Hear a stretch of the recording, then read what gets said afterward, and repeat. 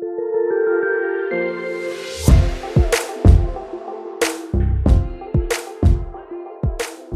looking for a little birch. I've tried a couple.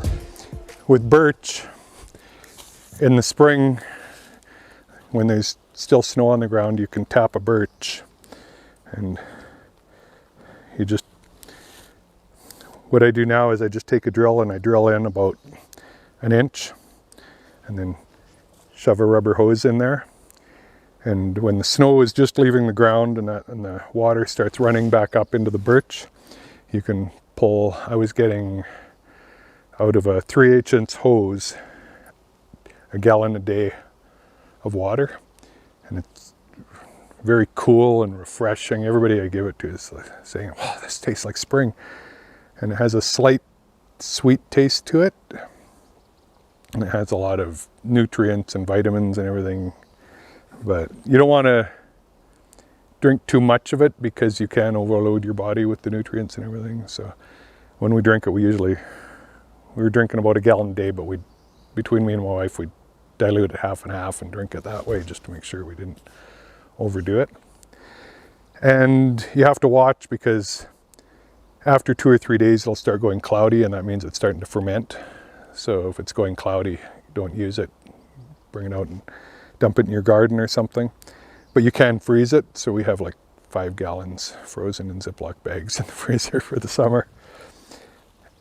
And when the leaves are young, you can pluck them and eat them like in a salad, or dry them and make birch tea, which is really good for you. Birch has a lot of nutrients and everything.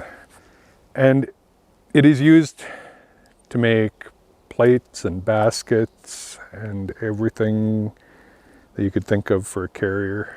And the little pieces of the paper birch like these, they're very light and thin, and historically they were used for candles. So they would peel them and roll them up, and you'd have a little platter of bear grease or oil or whatever, and stick that in, and the oil would wick up into it, and you light it, and it'd just sit there and burn as a candle, and using this as a wick.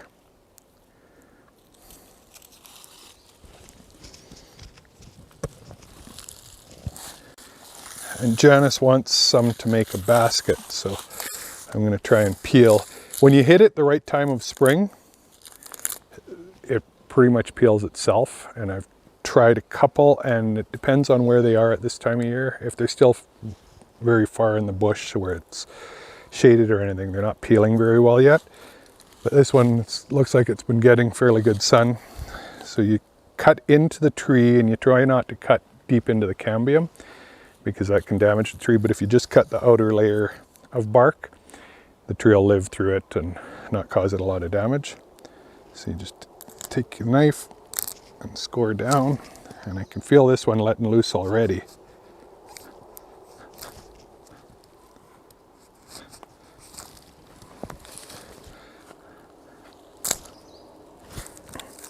And then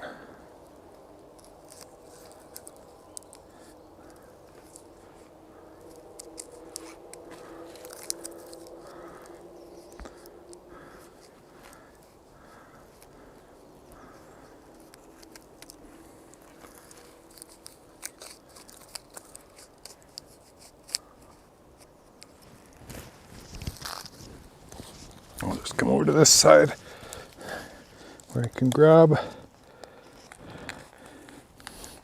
And then you just reach under.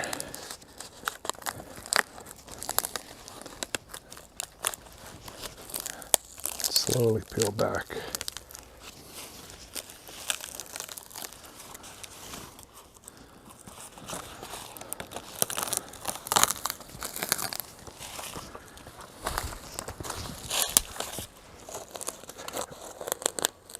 There was a big knot there, and it ripped through. And then you can just store these, sit them under something, and get them nice and flat, and dry them out, and then use them later. Or you can use them right away, and you just draw out your basket, and you can see it's very pliable and foldable, and you just fold it into what you want. And you use the spruce tree roots to sew it together. And you can see the cambium here,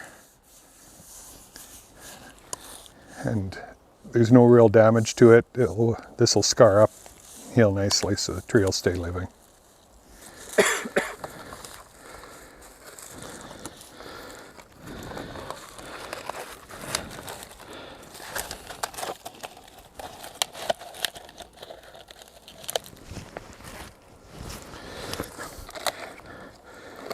And look, right at the base of the tree is wild sarsaparilla.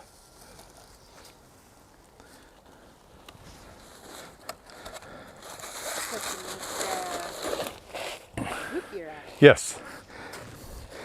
So because our growing season is so much smaller in that, it doesn't have as much flavor or anything as the sarsaparilla you'd use for root beer or anything, but you can still use it, and you just pluck it and dry it, and you can make a tea out of it. Or I was talking to a friend of mine that I was walking through here yesterday, and he makes non-alcoholic birch beer out of the birch juice, and then he mixes sarsaparilla in with it just to give it a little bit of flavor.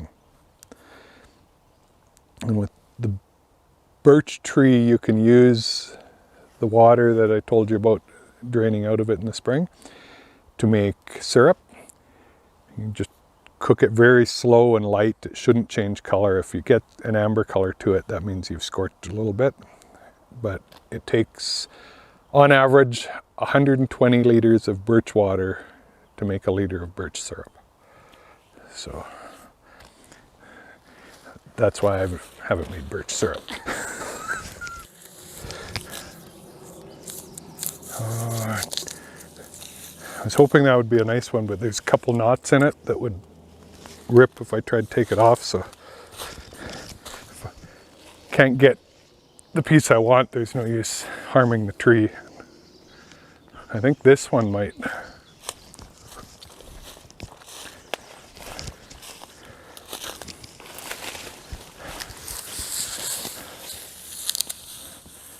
Yeah, this is a nice clear one.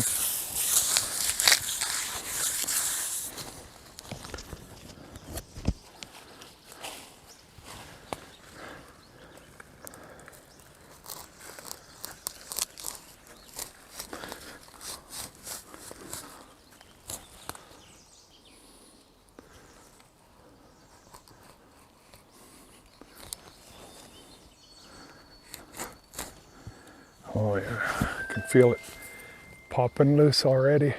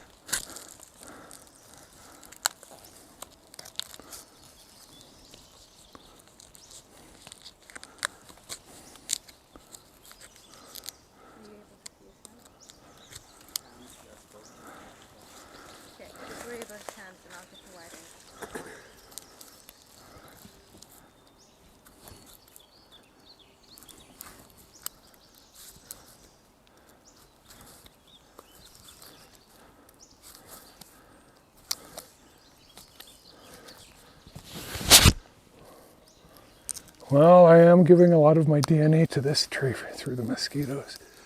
Yeah, you can call that your donation.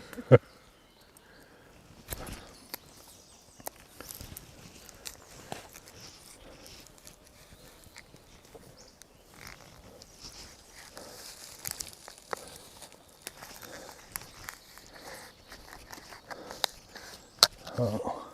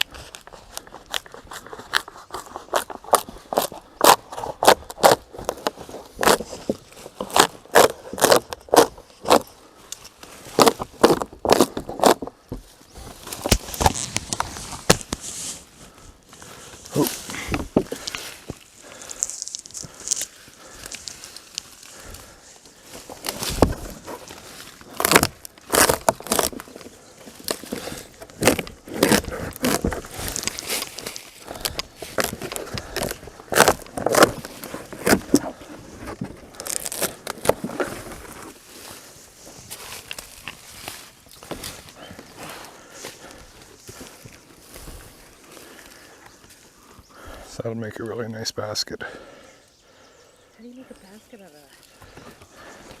I'll come out here and Yeah,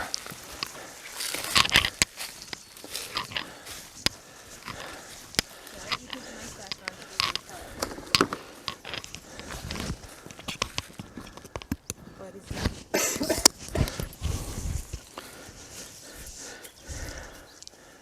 yeah,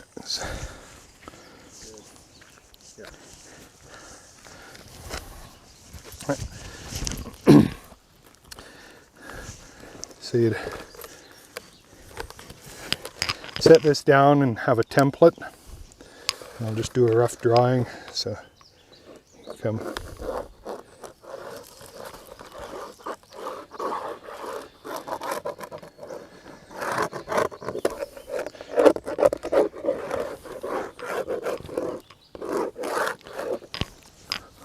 So you have a piece here, a flat part coming out each side. So almost like a Maltese cross. And then, so this section in here would be the base. So the base would be about here. And then I cut kind of an angle there, and that would fold up. Cut a square here, that would fold up. Square here, that would fold up. Angle here. So you have the flat part coming up, and then the other, and it wraps around it. So there's a rip here, so almost like that.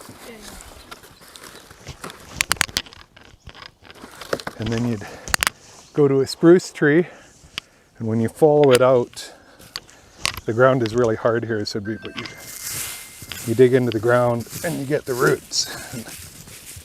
So there's a spruce root there, but that one's really big, so but the spruce roots reach way out. So the roots from this tree, if I wanted to grab one that I'd get, it would probably be way over here.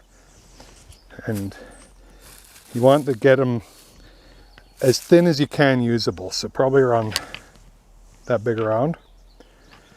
And then you take them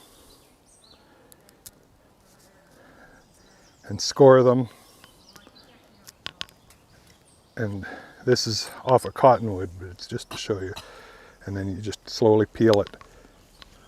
And the roots will be 6, 8, 10 feet long, if it's longer than that if you can.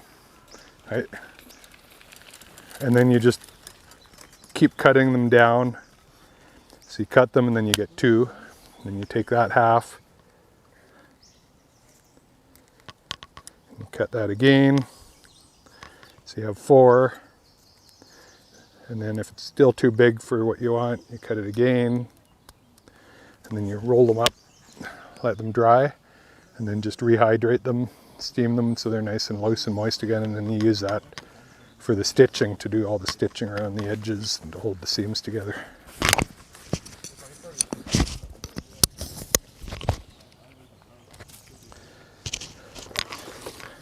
But Janice told me to make sure I brought her a nice piece. Yes, ma'am.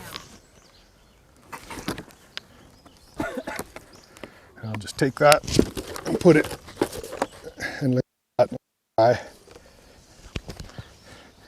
So you leave it sit out. It's got a natural curve to it, so when it dries, it'll roll up.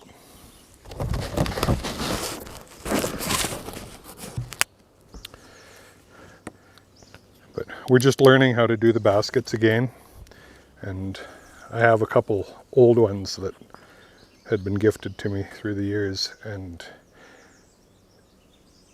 by using this and the spruce root and probably pine pitch and that, they made them waterproof, and they boil water in them. And stick it beside the fire and heat a rock and dump it in, heat a rock and dump it in. Just keep switching rocks out until... So electricity is a good thing. That's amazing. And they boiled water in there, right? Yeah.